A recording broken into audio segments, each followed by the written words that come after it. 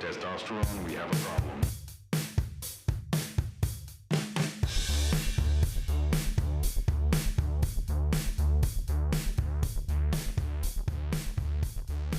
This is Outside the Manosphere, where two guys with zero credentials dive past the cliches of masculinity and try and become better friends by actually talking to each other. It's weirdly hard, but we're doing it anyway. Join us.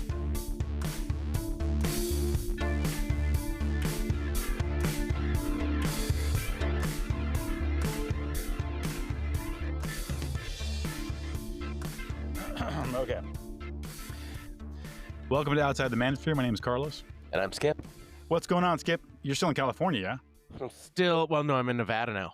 Oh, how's your western vacation going? It's going all right. We did Yosemite, as I said in the last one, and then we went up to Tahoe for just a few days with Jess's family. And then we were in Reno for a little while. I got to see some friends from college, and now we're back in Vegas, where she grew up, staying with her parents before we head on out. Right. I keep forgetting that you're in Las Vegas. That's pretty neat. That's yeah. I think I even mentioned my little Las Vegas story in the last episode. I just totally blanked that you were actually there. Yeah, that's right. Yeah. Well, we weren't there at the time, but oh, yeah. You're headed there. Okay, or you're going to be. No, we're here now, but we just got here like a day or two ago. Okay. Yeah, we're gonna take advantage of. Well, we lined things up. We knew we were coming this summer, so one of the Christmas presents for the kids from Jess's parents was a Cirque du Soleil show. So we're gonna go to Cirque du Soleil tonight. So that'll be exciting. Fun. That's exciting. Yeah. Are the kids enjoying the trip? Yeah, they are. The grandparents have a little pool and all the screens, which we don't have at home. So they're living it up. You reminded me. So we're cutting back in here because I had to cut for a second. But Skip mentioned ASMR. And have you seen those AI? We probably not, because I'm more online on Facebook and Instagram than you are. But there's like these AI generated ASMR things that I didn't even realize there's a whole sound aspect to it all. But I've never got the ASMR stuff, but they do this thing where they have like a glass apple or a glass fruit or like a slice of cake that's glass, and they have a knife, like a glass knife even, and it's all fake, obviously, it's all AI, but they'll cut into it, and then it's just like really pleasing to see like the slices of the glass. And I don't know what about that does for me, but I will just stay there like an animal, just staring at these and slicing. And then if you turn the volume up, I can't listen to it. But that's the ASMR aspect. It's like you hear like cutting through glass, and it's not very attractive to me. But I can see where the ASMR crowd like it. But anyway, visually, I had to like turn away. I can't look at it anymore. I'm like, this is borderline like pathological that I'm enjoying it so much. Yeah, no, I haven't seen that stuff. Anyway, don't bother. It's not worth it. It's not worth it to get hooked like I got hooked briefly. So what else, man? Any other news in your California/Nevada trip? No, but I'm actually, I'd love to hear about you, but I'm actually dying to hear more about your job, because we kind of talked about it for a while, and then you got it, and we talked about you training, and then you were like, well, I got my job now. And so I want to hear how the job is, how the job's going. Yeah, and whatever else is going on in your life, but yeah. So I apologize to anyone if I'm repeating myself, because my memory is as short as a goldfish isn't. But so I don't remember what I may have said before. But so the first couple of weeks, I think I'd said I was like just racked with anxiety. It was like I was doubting myself even. I'm like, oh my God, what if I can't do this? And then that went away, and like the sort of training kicked back in, and I started feeling good about like my knowledge base and everything. And that's where I'm at now. Yeah, man, it's I was telling Jody about it just yesterday. Maybe I've got to start writing stuff down, not about patients or anything, but just about the experience working as a paramedic. Because like I kind of went into this with like, this is not going to be my identity. This is not going to be my life. I'm going to have this as a job. I'm going to do a good job, and I'm going to have my hobbies and my other things. But what I've noticed, and I noticed it while I was on my preceptorship, where I'm a student on the trucks. A lot of these paramedics, that's all they do, and that's all they think about. That's like they live and they breathe. They're married to each other. They're dating each other. They're just like encapsulated in this sort of lifestyle. And they work and they work and they work so many hours. I could never understand, like, how are you working 12-hour shifts 6 days a week? Like you don't need to do that if you don't want to. And they won't stop. They keep doing it. And I found like on the days I'm coming up on like a 10-day stretch where I'm not going to have any, I'm not going to be working because Jody's going on vacation and I just want to be around for the dogs, because 12 hours is a long time for pets to be by themselves. Absolutely, yeah. But even when I have like a 3-day stretch where I'm not working, I find myself just being like, I could be working right now. You know what I mean? So like, there's a psychology there, and I haven't really figured it out. I haven't really thought too much about it, but I'm gonna try not to get sucked into that, because I want to do other things. I have other interests and I have other things, but I'm starting to see like, oh yeah, there's just like a pull when you're just at home and you don't feel like you're doing anything important. Like, oh, I could be like patrolling the streets, or or just sitting at the station when there's no calls, but like, and making good money. You know what I mean? I think that's probably a huge motivator for a lot of people is when you're not busy, you're making a ton of money, not doing anything really. But then of course you exchange that for like the horror of like spurting blood, or some some incident that you're not going to ever forget about. So yeah, anyway, I don't know. I'm enjoying the job. I'm a lot more comfortable in it than I was in the early days of it. And yeah, I'm looking forward to seeing how many years I've got in me, because it's like classically a short career for a lot of people. That people don't stick around doing it. They get burnt out, and they call it the compassion fatigue, where they get so tired of getting a phone call for like, in one instance you have like a cardiac arrest where the patient doesn't survive and the family's there wailing, and the next call you have a patient with a stub toe who's like howling at the moon because it hurts so bad. You know what I mean? So they call that compassion fatigue, because you're like, you just don't have it in you to be like, it's going to be okay, sir. Like, your toe's going to be okay. After the stuff that you've seen, you know? Yeah. So yeah, I don't know. I have to reflect. I am going to start writing this stuff down, or kind of like a journal situation. But I've got to get organized. Right now, I'm still kind of like situating myself and not bumbling around when I have free time. So making use of my hours in the day. Yeah, I mean, I guess that's interesting. I hadn't really thought about like I don't know, for lack of a better word, kind of the addictive aspect of some jobs before. But yeah, I suppose in some ways, obviously making a bunch of money for sitting around is pretty nice. And I would assume with somebody that you like, where you're just kind of chatting or napping or whatever you're doing. But in addition to that, like, there's also that kind of like addictive video game aspect of those important calls. Or they're not trivialized by calling it a video game, but there's like that challenge aspect that a lot of people really feed on. Like, we play board games all the time because we're trying to challenge ourselves intellectually in some way, and like just having access to that challenge as part of your job, that's both edifying and like actually important, where you're helping people. I can imagine that being something that you want to go back to. Yeah. Yeah, and I think that's really what it is for. Well, I don't know about for me. I mean, I'm trying to unravel that myself, but I think for a lot of people, that's exactly what that is. And yeah, there's somebody described it to me once. Maybe I've already said this, but it was just so perfectly put, that the job is 99% okay and 1% oh shit.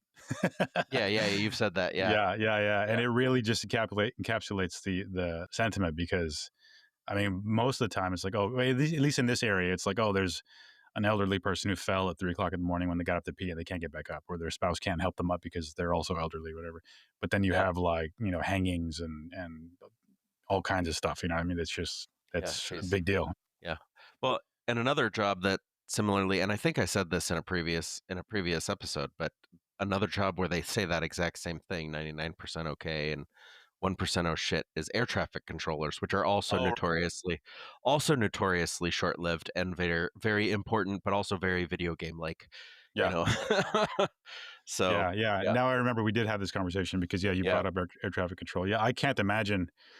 Oh man, that's like it is. I imagine it's similar to like dispatch, because dispatch receives all those phone calls of emergencies, and you have people screaming on one line saying this is happening, and like they can't do anything, other than try to calm them down, and then like get a unit over there as soon as possible. But like, I mean, I can't imagine how traumatic that is. And I imagine with air traffic control, it's the same sort of thing, where you're like, I'm sitting here in my chair and I see this thing's happening and I can't stop it, or maybe I feel like I'm the cause of it. I don't know. And I imagine that's a tough job. What else is going on in your life besides the job? You said Jody's going on vacation, and Man, nothing really, dude. Nothing, yeah. That's the thing. And that's what I'm worried about. Like, I need to. I mean, we're doing the podcast where I'm editing. That takes up a chunk of time. Honestly, I think about, we talked about before we even started the show, the podcast itself. I had thought about, we were talking about writing, and I've got a book that I started writing, like a epic book that I've been writing in several parts. That I've got a huge chunk, I wouldn't say done, but I've got a huge chunk kind of fleshed out, and I think about it all the time. I've thought I started it a few years ago, and I just kind of like, when I can, I'll go into it. But yeah, man, that's something that I need to make time for that. I need to make time to like meditate. I need to make time to remote view, all these things that I'm interested in. I just have like a time management problem, and I just have to work on that better because I have a lot of little hobbies. I've also got I don't think I mentioned it to you. I have a life-sized cardboard longhorn sculpture that I've been working on for a while, and yeah, I'm That's definitely new. Yeah, oh, I didn't tell you about it. Yeah, well, it's been around for I guess since last year, since late last year, and I've spent like an hour on it a day every couple of months. So it's like it's taking a very long time. But anyway, yeah, I watched all 4 seasons of Star Trek Enterprise while I was doing that. So Yeah. I just had it on my iPad, folded up on the table while I was slopping paper mache and cutting cardboard and stuff. But Yeah. anyway, Tell me more about this project. What I'm like, explain what it is. so it's a live. I'm making it's just a head. I'm making a like a taxidermied longhorn head, and the horns are 6 foot or 6 feet exactly. Like I measured it the other day. I'm like, oh, I must have planned that. I can't imagine that I just had luckily a 6 foot spread. But yeah, it's all cardboard. It cuts off at like the shoulders basically, and right now there's just paper mache all over it. Eventually, I kind of don't know what I'm going to do with it, but I think I've kind of settled. I'm going to make it like a colorful, like piñata type thing. So it's going to be this taxidermied longhorn head with a piñata like coat. You know what I mean? And I'll probably make the horns maybe a little more realistic, but I don't know. Taxidermy is where you take dead animals. Yeah, yeah. You know how like you take a prized, like, I don't know, buck that you've shot, and then you Yeah. just get the head chopped off and they stuff it and they put it on the wall. Yeah. Yeah. Maybe I'm using that wrong, but no, I thought that's what that was. Yeah. But are you using a dead animal? You're not using a dead animal, are you? No, not at all. It's going to be, it's all cardboard. It's just a cardboard. Okay, so you're making like a bust of it or something. Yeah. Okay. Yeah. That's a way of looking at it. Yeah. Sure. It's a bust. But it's like, like an animal head that you'd see on like a hunter's wall or something like that. But I'm going to make it fabulous with like the piñata frills. You know what I mean? Like, they have like the colorful things, and I haven't decided what the horns are going to look like. They might be covered in the frills as well, but I probably would just keep it in my room because I don't think it's going to be like, I have a separate room where I do all like my fun stuff. All right. And I'll probably just keep it in there because I don't think it's going to be like presentation worthy. It's going to be a little circusy. I don't know if Jody would like it. And so what's the inspiration for this? I've been wanting to do something like that for a long time, and I just couldn't think of what animal. I was thinking like, I'll do like a tyrannosaur head or something like that, or something weird. But then I thought, I'll just do something that reminds me of Austin. And so the Texas Longhorns, the University of Texas, it's ubiquitous in Austin specifically. So I thought, I'll just do like a longhorn thing. And then the piñata stuff is just like my childhood. We always had them at birthday parties and stuff, and it was always, I don't know, it's going to be like a cultural project for me it is a cultural project for me that I'm just having a good time doing. It's like meditative, you know what I mean? Yeah, that's so cool. Like, I always have these ideas, but I don't follow through on them quite as well because a lot of them involve my kids, and then when it comes time to do them, I'm just like, no, I'm too tired. Yeah. But like, you always have so many interesting little things going on that, yeah, I wish I had your I don't know, like I'm good with like long big projects for life, but then I'm really boring outside of that. Well, I'm the same way though, man. Like I always, I'm not just life projects, but like I'll oftentimes throughout my life, I'll start something, and then once I'm like at a point where I'm like kind of satisfied with it, I'm like, okay, that's fine, and I stop. You know what I mean? So I've left a lot of stuff unfinished, a lot of art projects unfinished, and I'm really trying hard to complete them. That's why I was talking about the book. Like, I'm always thinking about the book. I don't want to leave that undone because I was really enjoying writing it. And two, it's so nice to write. Like, writing is just one of the most I don't know, therapeutic things that a person can do. They're just thinking and playing with words and manipulating sentences and finding a way to communicate. And it's just a really healthy thing to do. And I find working with my hands is the same thing, using like this little cardboard sculpture. And so, yeah, I'm trying hard to finish these days, trying hard to finish what I start. So it's really nice to stick with it. And I guess if you just do it in chunks, you might like mine. If I didn't have the space for it, I probably would have given it up a long time ago because it would be in Jody's way. You know what I mean? But I have a whole extra room where I can just like put it in there, and it's on top of an unfinished puzzle right now. Like I'm working on top of a puzzle. So yeah, and that's also a motivation. Once I get in with that, I can finish the puzzle and put the puzzle away. So my brain is like yours, I think, where you just gotta want it. Well, I have never gotten to read your writing, and I would love to still.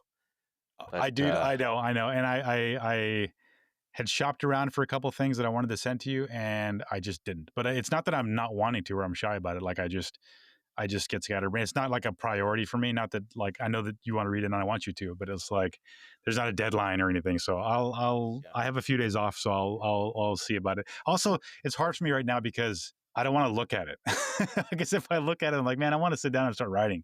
You know what I mean? Because I have to read it to know what I want to send you, and then I'm like, sure. And then I start getting ideas, and I'm like, oh fuck. But I'll get something to you. You don't want ideas. That's where trouble gets you. Well, and especially if you have a project that's been going on for that many years, like your ideas will start to like contradict your previous ideas, and then your story becomes like a disaster. So it's only so many times I can sit down and start typing out more ideas. Anyway, what about you? Anything you're working on, writing or otherwise? So yeah, I just started. I'm doing trying to do like a 1,500 word treatment for an idea I had, and it sounds completely ridiculous, which is kind of my bag. And the idea is that it doesn't happen immediately, but Frankenstein, the Golem of Prague, Pinocchio, and a parodied version of RoboCop go on a road trip to pick up Frankenstein's bride. And because they're all they're all man-made creatures that have different kinds of relationships with their creators and kind of different archetypes. And yeah, so it kind of Jess and I were talking about it, and it kind of tickled me because it started off with just Frankenstein and the Golem of Prague, and I was just thinking about how similar they are, but how different they are. And I was wondering if anybody had ever done a buddy comedy with them, and it just kind of grew from there. That's funny. And how long does it have to be? Is it's a part of a like a prompt? Well, no. So I thought of it I wanted to just write about it, and then I decided this would actually be much better as a graphic novel. But I'm just doing like a 1,500 word short, like a flash fiction kind of thing to see how it feels. And this one will just be like just Frankenstein and the Golem, and they're in like a middle of the desert convenience store shop picking up snacks or whatever. That's cool, man. That'd be a great graphic novel. Well, what about like I think with Frankenstein and the Golem and even Pinocchio, I think those are way out of like copyright infringement. But what about RoboCop? Like, how would you? That's why I was doing kind of a parody of it. So it would be like something where I have this tortured acronym that spells out RoboCop, and they'd be like, my name is da da da da da da da da, and they'd be like, oh, it spells, and then he'd just cut it off and be like, no. We're not allowed to say that for copyright reasons. Or That's so funny. That's so funny. Just to kind of play with it. Yeah. Did you see that? I was thinking, this is the reason I thought this, but did you see that thing I posted on our Outside the Manosphere Facebook page? I did. Oh, no. Yeah. No, I didn't. Of like all those macho guys in like, they're bedazzled. It's some guy created an AI, like a series of like Superman. He's wearing like a pink see-through cape, and he's got like jewels on his face. And anyway, one of them was RoboCop. I'm pretty sure he was like pink metal and also bedazzled in some way. But anyway, I thought about the RoboCop because, like, yeah, maybe you just make him like a totally different personality. I think that's parody enough. I mean, you probably can't call him RoboCop, but yeah, it's really funny. And the one of Christopher Reeves as Superman made me think of you. I will be looking at this later. Yeah, it's funny. Yeah, that guy's whole Facebook page is really funny. Or This Ain't Canon is really, really funny. Clearly somebody our age, I think. Well, okay, so yeah, how much longer before have you started this project, or you're just still kind of Yeah, conceiving of it? I did a first draft of it, and then with which my favorite way to do it is to do a first draft and then pester my wife until she reads it, and then she tells me all the things that are wrong with it, and now I've got to go back and do a second draft. So, And if you do a graphic novel, would you be illustrating it yourself, or are you gonna fish that out to somebody else? well, the idea that I had, I don't know. I got to play around with it because I used to draw and I wanted to be a comic book artist till I was like 18, but that was a long, long time ago now. And I would kind of thought of it would be fun to do it sort of pastiche, which would go with, the kind of Frankenstein thing where each of the characters is done in kind of a different style and you're putting things together. But that would be beyond my current skills. So I'd have to like brush up on some art programs and Photoshop and do some things Yeah. to get to that point. So I'm just kind of feeling out the project right now. A good one that might want to look into is called Procreate. It's what I use on my iPad, because Photoshop now, like Photoshop's awesome, but the old ones where you could just buy it for a few $100s and then you were good. Now you have to do a subscription every month or year or something like that. So like you never own it, and that really blows because then you're kind of you're stuck paying a fee forever. Whereas Procreate, I think it was like $26 or $30, something like that, and it's not even remotely as good as Photoshop, but it's a fun like Illustrator program. And if you've got like a pen tablet or anything that you can like draw digitally, it's pretty Yeah, useful. yeah. I feel like, and I could be wrong, but maybe my wife has access to Adobe or the Photoshop with her part of her school package. But in any case, our older son, he's been doing comics for a long time, and we got him a for Christmas, or we got him a tablet that he can draw on with the stylus. So I have access to that, and that will make it a lot easier, provided I ever actually get on it and try and use it. What what kind of tablet did you guys get him? X Pen or something. Oh, okay, okay. The standard used to be Wacom or Wacom. I'm not sure how you pronounce it, but that was a learning curve because I'm sure they've upgraded now, but you have to stare at the screen while you draw Yeah, no, this while one, not looking at your hand. that's the one we got him first. And Uh-huh. then we've got him because he did it for like 2 or 3 years. He's been doing it like every day. He's been drawing. That's cool. I didn't know that. So we were like, okay, this is not a fad. We're willing to put more than $50 into this thing now for a gift. So yeah, so now he's got one where he can see it on the thing he's using the stylus on. That's cool. That's a game changer. I mean, you figured out. You remember the comic book that I was doing in the Czech Republic? It was called. No, not It was really. so I was doing one called the Czechness, and I had like that was a lot of fun. I had all these Czech superheroes, and I had a Canadian one, and Yeah, I remember you mentioning this before, yeah, but I don't know if I've ever seen any of it. yeah. I had a bunch of them, and it was a lot of fun. And I had a website. I was posting them on like Instagram and stuff, but I shut all that down because I left the Czech Republic, and I didn't really go anywhere. Although I will say, one guy a stranger wrote me once I stopped publishing them. He's like, "Hey, are you still doing the Czechness? Like, I was really enjoying them." I'm like, "Well, why did you say anything, man?" Yeah. Nobody. I had zero feedback, and the people that did it were like, I don't get it." So I was like, "Well, okay, I guess I'm not as funny as I think I am." Yeah, yeah, yeah. But anyway, the point was I was using the Wacom tablet All right. so it's a learning curve, but you figure it out. Well, Skip, what do you think about falling in love? I love it. I love falling in love. You know what? I will go first today because I prepared and I got my thing Oh. open here. So we are, according to the New York Times, which is the article that I pulled up rather than the other website. We're in set 2 now of the questions. So, Oh, I question. didn't even know they came in sets. That's You know what? interesting. They don't in the actual website, but in the New York Times article, for whatever reason, they created sets. So we're in set 2, and the question is: if a crystal ball could tell you the truth about yourself, your life, the future, or anything else, what would you want to know? Ooh, uh, that's a good one. I guess I'd want to know if I was gonna get anywhere with this writing thing, so I could like save my time if I wasn't. Yeah, okay, that's fair. Because I spend a lot of time and thought on it, and although I enjoy it, if I were not trying to like make a go of it, I don't know if I'd put much effort into it. Well, that's how I felt before about writing, and then like this book that I've been doing. I don't intend to really like if it's good enough and I finish it and I want to publish it, sure. But for me, that's not even the goal anymore. Like I'm really Yeah. enjoying the process, and that's new for me because I was always like aimed at like publishing and establishing myself as a writer. Now I don't really care. Like it's just fun. It's a really nice little pastime for me, you know. Well, that's wonderful. Yeah.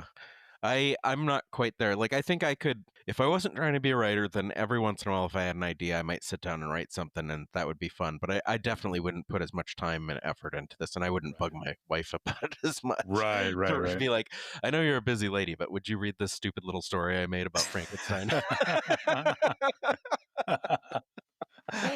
Yeah, that's what Frankenstein and RoboCop. Yeah, here, Yeah. have a look at this for me. Tell me This what you is think. deeply important to me. I need Yeah. I need your feedback. I need you to apply your PhD education to this. Yeah, exactly. That's funny. So, all right. So you'd want to know if you were going to bear any fruit with this writing endeavor. Yeah, yeah. So, what about you? If you had this crystal ball, what would you ask it? What would you do with it? A truth about myself, my life, the future, or anything else. Well, I can't think of anything, Skip. So I am going to ask about anything else, and that would be why is there? How can I say it? Explain the Fermi paradox. Why, if we are not alone in the universe, why is there not observable life out there, like brimming in the universe? Because it should be. We should be able to see. We should already have seen aliens by now. We should have been visited by aliens by now. We should be aware of them by now. Statistically, with all the planets and all the observable places, we should be aware of them by now. And I mean intelligent life. I don't mean necessarily life. Yeah. So I guess just a knee-jerk sort of desperate for an answer to this question. I guess, are we alone out there is maybe the shortest answer. Well, so I have thoughts on this because there's actually something called the Drake equation. I don't know if you've ever heard of this. Yes, I have. Remind me though, but I know. Yes. So the Drake equation is kind of the statistical probability type thing, trying to estimate the likelihood that we are. It's not just alone in the universe, or not whether we are alone in the universe or not, but whether we'd make contact with an alien species. And because there's a lot more than that, it's not just whether we're alone. They also have to be close enough that we would be able to, pick up some kind of signal from them, because space is, infinite. And they'd also have to, their civilization that was capable of communicating would have to be existing at the same time as our civilization that's capable of communicating. Right. And like some of the nearest things that are livable are like hundreds of light years away. Right. So even if we sent something that went out and hit somebody, by the time it got back, we might be done. We might be over. And then, of course, the universe is moving apart fast. So, like, in addition to like the actual visiting, like if there is anything out there, we're moving away from it at a high speed because of the way the universe is expanding. So there's actually I feel like because the universe is infinite and because of what we learn and every time we do any kind of experiment or find out something, we find more planets, we find more water, we find that these protein building blocks form if you just put them in the right situation. Mm-hmm. There's got to be life out there, whether I believe or not that we'll ever have the good fortune to contact them. That statistical probability is I think it gets smaller over time. Right. Yeah. But like this is kind of like that element of faith, or maybe it's my faith in statistics or probability, or like the fact that if on an infinite timeline and infinite space, no matter how vanishingly small the possibility is, it's got to exist, right? So like I personally have no doubt that alien life is out there, but I also strongly doubt that we'll ever like actually make contact with it. Well, and see, I have absolutely no doubt that there's intelligent alien life out there as well. I do think that we will be in contact at some point because, I mean, we're like basically apes with rocks, with technologically, you know what I mean? Like, there's definitely an alien race out there that is billions of years ahead of us. You know what I mean? I mean, we're fairly late to the life game here. I think we've been around modern humans have been around maybe 200,000 years, I think, traditionally, but I think now they're saying maybe 300. But that's nothing. I mean, Right. the universe is what, like, well, even then nobody even knows how old the universe is, and now they're saying it's like 26 billion years old in probability. So yeah, I mean, there's a huge chance that there's intelligent life out there that's just more advanced than we can act. They're godlike. We can't even comprehend what they are or how they operate. And so, my point is, it's hard for us to conceive of contacting something that is light years out of our reach, literally, that we will never be able to access because we can't move beyond the speed of light. Which, I mean, is arguable. No, I mean, you can't move beyond the speed of light, but travel beyond the speed of light is arguable. So yeah, I think that there's a good chance that we will be contacted, and I think there's evidence that we have. I mean, I mentioned the Fermi paradox, but like, I mean, you look just as recent as the Obama administration. I mean, they've released information like, yeah, there is information. There are things out there we can't identify. We don't know what they are. They're not moving in a natural way, and here's the footage of it. So like, I mean, I don't know why that's not bigger news and more popular to talk about, because like, you have the most powerful government in the world saying, yeah, there's unidentified flying objects, and we don't we don't know what they are, and we can't track them, we can't stop them from entering our airspace, and here's I mean, our best stuff can't keep up with them, like, and yeah.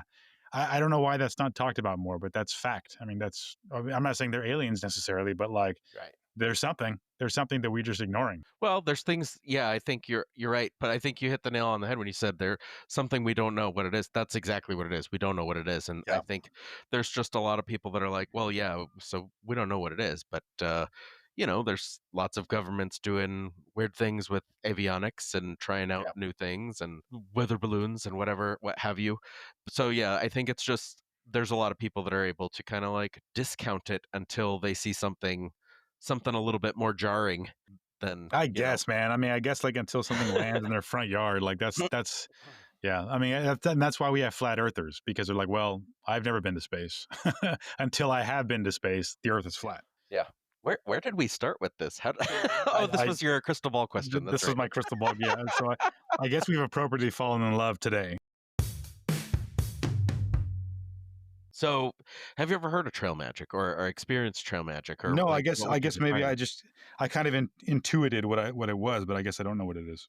Yeah, so like I think this comes from the AT, maybe some other places, but trail magic is kind of this when you're on this long trek and things just sort of magically work out. And in some cases it's not that magic. Like there's a lot of people that do on the AT or and I think it's on the decline, but I think there's a lot of people that used to do trail magic on the AT where like you'd come out of a mountain range and there'd be a road crossing and people would just be there with like food and drinks All right, just when you need it or right, something like that.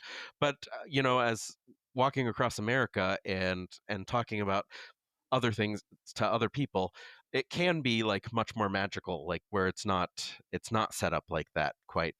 I'll give you an example. At one point I was walking through Texas, and you know how there's those long stretches of kind of nothing, right. and I really needed to pee, and there's just nothing out there. Like you can't.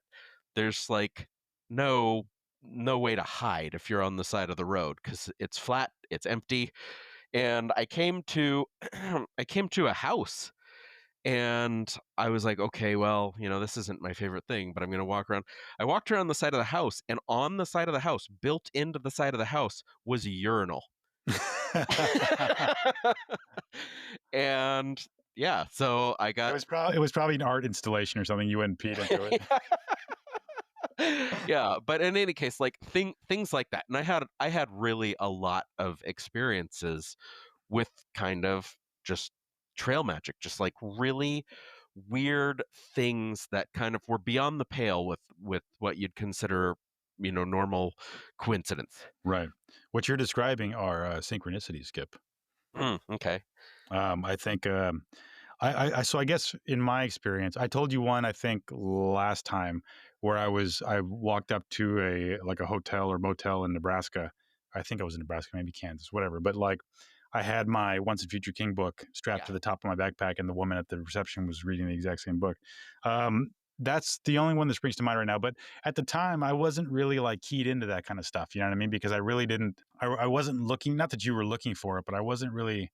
I don't know. I wasn't keyed into it. I wasn't Sure. like primed for it. Now I am. Now, dude, I have like a notes app where I write down all my little synchronicities, and there's a ton of them. Once you like start paying attention to them, they like, I don't know, blow your mind. But Yeah.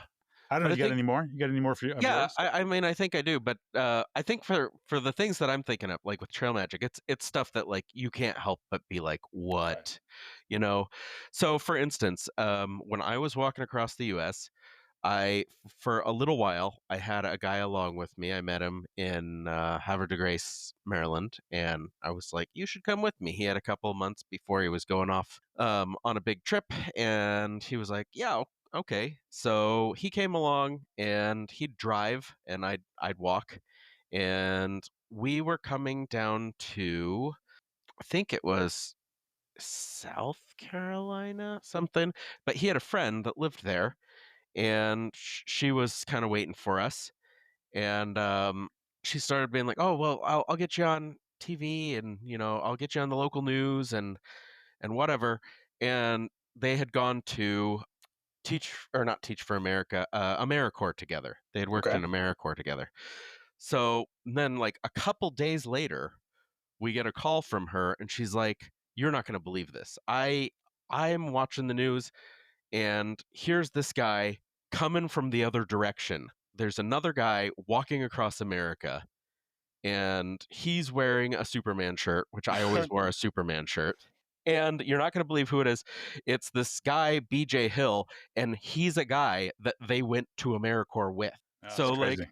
this guy is doing the same thing as I am in the opposite direction, wearing the same clothes as me, and the one person in the country that I'm traveling with worked with this guy, and this other woman has also worked with this guy in AmeriCorps. Yeah, so like things like that where it's just like it's beyond what you could consider reasonable coincidence, you know? Right. Yeah. Yeah. No, so you reminded me of a couple of stories that didn't happen to me, but they happened to the people that either picked me up or that I met on the road. But before I say that, you reminded me of you walking around with a Superman shirt. When I was Yeah. hitchhiking around, I was wearing a Batman shirt. So that's a little something. Yeah. Isn't that fun?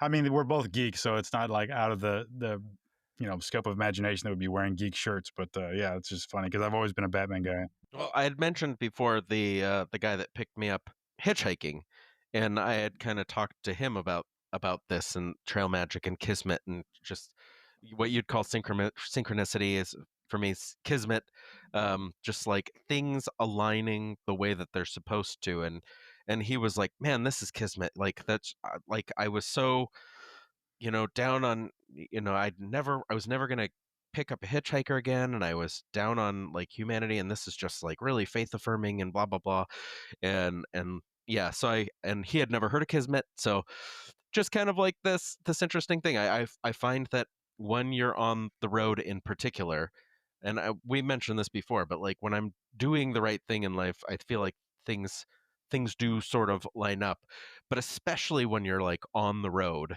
Yes. things just kind of happen that are very magical, that are experiences that are almost unbelievable. You know what, Skip? And this just came to me. I think I don't necessarily think that it's being on the road or traveling. I think it's the state of mind that you're in, and I think both you and I were very happy on the road.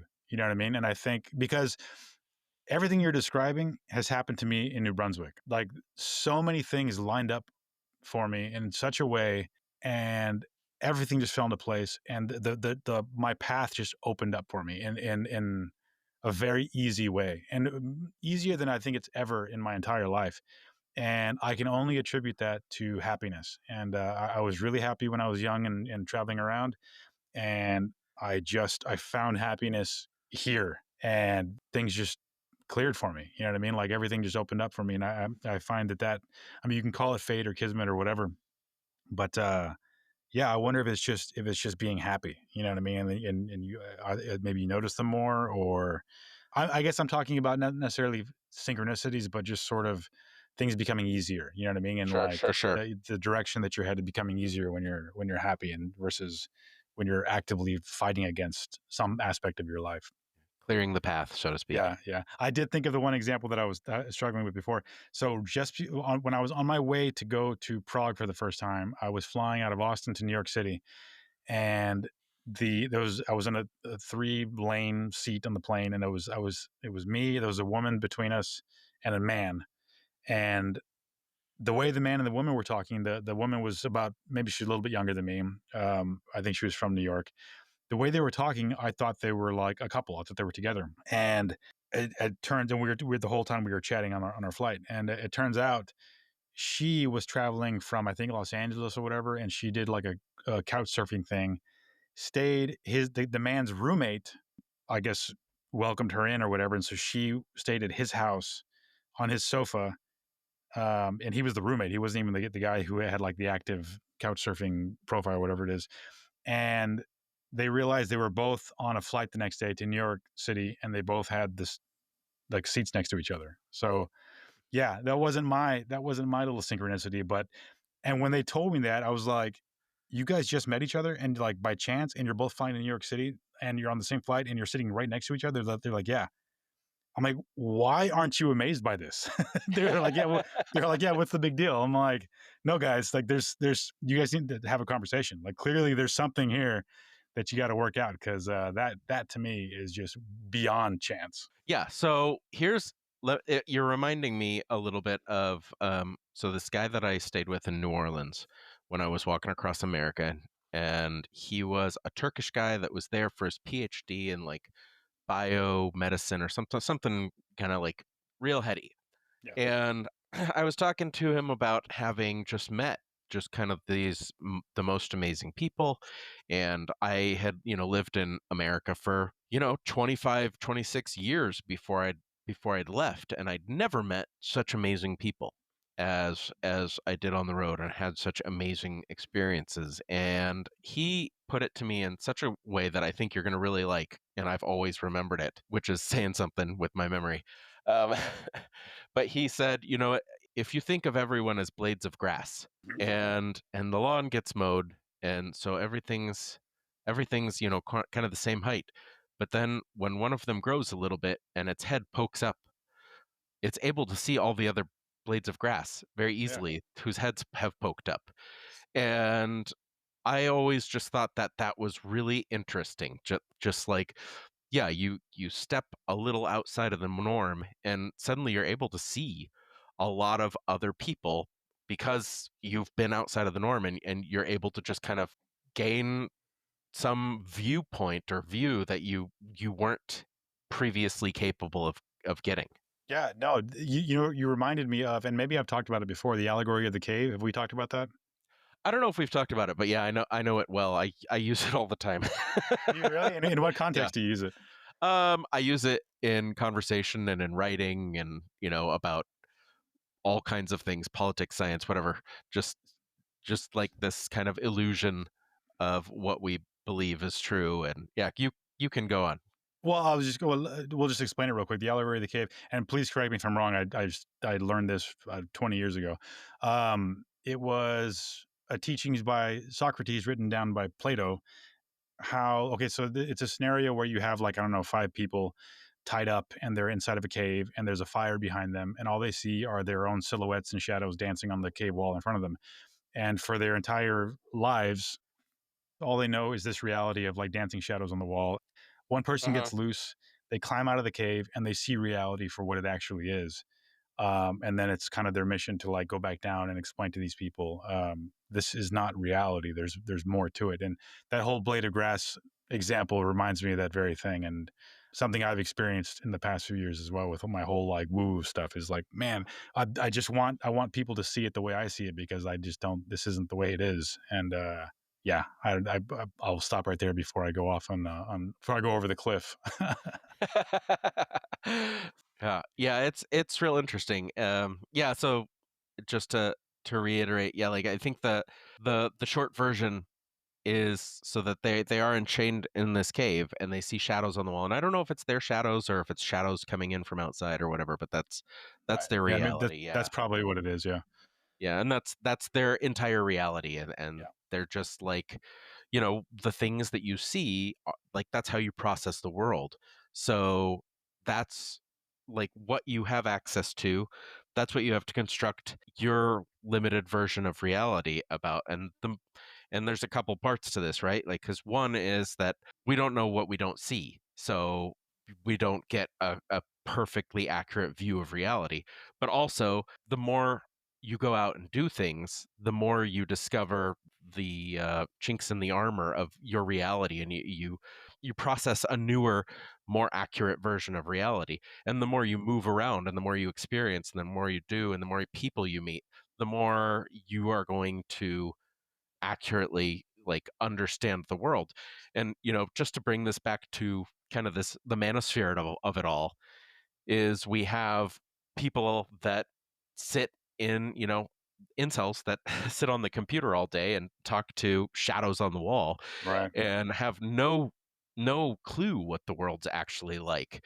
And they construct this reality that's terrible and horrible for themselves.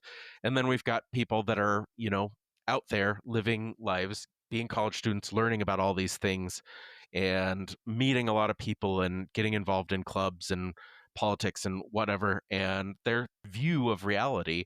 And obviously they're going to have their own sort of cave that they're working from, because you can't see the whole world from one spot. But like they're taking in so much more that they're going to have a better model of reality, still not accurate, but a better model of reality than somebody that's sitting on a computer all day, for sure. Right. And then they're canceled as being woke. Yeah. Sure. Yeah. I mean, really, that's yeah. Yeah. We're talking about the manosphere. That's exactly what happens. You have a differing sort of opinion, a more enlightened opinion, a higher view of things, and then and you try to correct it for others so that everyone else can experience the same sort of, I don't know, freedom. And then Yeah. you're woke. Well, and that's what happens in the allegory of the cave, right? He comes back and they reject his truth. Yeah. Yeah. No, that's For their exactly. comfort, for the reality that they're comfortable with. Yeah. So Yeah.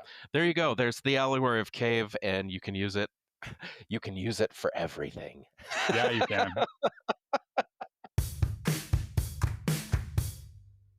So, Carlos, I am particularly excited to hear about your joy this week. Tell me all about it.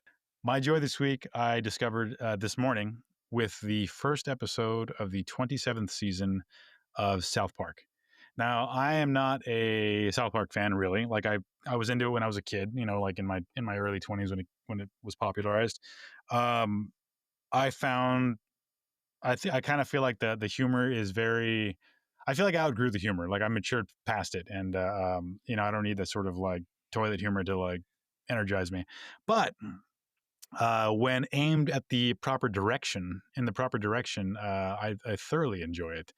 And I don't know if you're familiar. Did you see that link that I sent you? I imagine you didn't have a chance to see it. I saw the link, and I've actually seen little clips of what you were sending. I imagine, Yeah. like for the reason that you were sending it. But Yes. yeah, keep going. Well, the clip that I sent you, I pointed Jody's ADHD at it because she's much better at finding stuff like that than me, because it's from Comedy Central, and I guess there's a paywall. I don't know how you'd access Comedy Central stuff, other than like clips of Steve or Jon Stewart. But anyway, it was a clip of the whole episode. It's 22 minutes long, and it is South Park basically skewering Donald Trump, and in the most vulgar, disgusting way you can imagine, and the most bold way. And it's just like it's I mean, it's pretty gross the way they do it, but it's funny.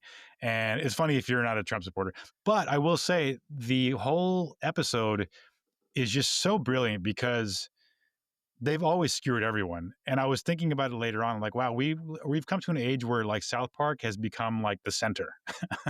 and and they do it in such a way where it's like if you're on the right, you can say, ha ha, yeah, they're making fun of the left. And if you're on the left, you're like, ha, they're making fun of the right. Like they're really clever about it. Overall, I think they show where they stand because they make Trump look. You just have to see it, dude. And like, there's a hyper real fake video at the end where he's like walking through the desert and he's taking his clothes off, and like you don't think that they're going to do it, and then they do it, and it's so funny and gross and insulting. And of course the Trump administration bit down and addressed it and like made it worse. Like just Of don't, just course. like, why would you even talk about it? It's so unflattering. It's such an unflattering depiction of him. Like, why would you even acknowledge it? But of course he did, and it's even funnier because of it. But yeah, so the creators of South Park, was it Matt Parker and Trey Stone, or Yep, Trey that's Parker and right. Matt Stone? One of those. They just signed their deal with Paramount, which canceled Colbert, and they signed like a $1.5 billion deal for 50 episodes. And their first episode of that deal was this like extremely the most insulting thing anyone's put out there in Right. the most popular way of Donald Trump. And boy, what a splash! And I highly recommend anyone check it out if you're able to find it. I don't think we should post a link to it because whatever we post is going to be taken down at some point. Sure. But it's out there, and you can see clips of it and things. But it's really funny, really worthwhile to watch. And I mean, they talk about the Epstein files and like all the stuff that people want to know about. And yeah, it's great. Highly recommend it. Yeah, and I think the context of this also deserves a little sussing out, because this is also within like a week or a week and a half of when the Colbert Show was canceled. And you know, I've listened to the news about that, and you know, there's some news reports saying, "Oh, this is, you know, it's a money loser, and it's a financial decision, and we can't be 100% sure it's because he called the money that Paramount paid uh, the Trump administration a giant big fat bribe, which he definitely did on his show." And then he was canceled a few days later, and they're like, "Oh, it's just all you know." But like, they've given him 10 more months to play with, right? Right. They said it's canceled 10 months from now. So like, they could have said this at any time, and the reason, like, they could have said this, and maybe they were thinking about canceling him anyway. That's totally fair, but the way that they communicate is totally within the timing and way that they communicate is totally within their control, and they chose to do this as a signal because they're trying to get this big deal approved by the FCC, and that comes up before the president, basically, because the FCC guy is like, "I'm going to do whatever you want." So Well, the fact, the executive branch appoints the commissioners. yeah, and the commissioner has basically said, "I'm going to do whatever he wants," which Right. wasn't always the case with the FCC. He's been pretty transparent about that. So, like, this really is like the whole point of doing this right after Stephen Colbert says it's a bribe, is as like, this is an offering. It's saying, "Hey, look, you know, we're canceling this guy that did this," because they could have waited 6 months to tell him he was going to be canceled. Yeah. They totally could have done that, and it wouldn't have looked so bad for them, because obviously everybody connects it. But that's the thing. That's the purpose, is to connect it for the Right. people that are making this decision, and they can try and pass it off as money and all that stuff. And again, the money could be true. It could be that they were thinking about canceling this, but this is clearly a connection that they wanted people to make by the way that they communicated. And then for, you know, Comedy Central is under the same auspices for a couple days later, uh, South Park to come out and do this is just a massive explosion to that strategy, Yeah. and it's hilarious And it because did, and it activated Donald Trump in a way that I think that's exactly how the makers of South Park wanted it to. It was they couldn't have hoped for a better outcome than right. an angry response from the administration. It was hilarious. They couldn't have hoped for a better setup to this either, Right. because with Stephen Colbert and things like that, and CBS Paramount basically offering up a lamb for the slaughter, Mhm. and and then in comes a tidal wave of blood. And a locked in tidal wave because they've signed the Yeah, contract for like 5 years. yeah. They're there for a while. So anyway, let's bring back the outrage and the mean outrage and the mean joy into what's bringing you joy today or this week. My joy this week is actually not my joy, but a joy for my wife and my wife's sister. both of us, my wife and I both come from kind of waspy. We don't talk about things families. Um, and like we've had this visit, and this last week we were staying with my wife's sister, and she's the one in the family that my wife has the most connection with, and they both have a lot of trouble communicating with their parents and their brother. And they got to open up and talk very frankly about the communication troubles that they've been having and the way they feel about their relationships. And while it didn't solve most of those relationships, there was like you could see weights come off both of them about being able to talk openly and connect about some of the troubles they had with those things, and feeling better that they weren't alone in some of their concerns and things like that. And it just was really nice because they both were really looking for that connection, and even though they were looking for it with all their family members, they found it in each other. And I think it's going to be something that lasts and brings their relationship closer and alters the way that they're trying to deal with their family into something that's more positive and healthy for both of them. And that's just really nice to see. Yeah, So man, that's fantastic. so that's my joy for the week is I think it's something that will help two or more people with the ripple effect into the families just be happier and healthier for their lives. I feel like that's the best joy we've had since we started recording. Oh, well, Nice one. wonderful. Yeah, thanks. Thanks for joining us. New podcasts every Monday. And if any part of this show has resonated with you, let us know at outsidethemanosphere@gmail.com, Instagram, or Facebook. Please like, rate, subscribe to the podcast, or recommend us to a friend. We hope you'll come back. Bye now.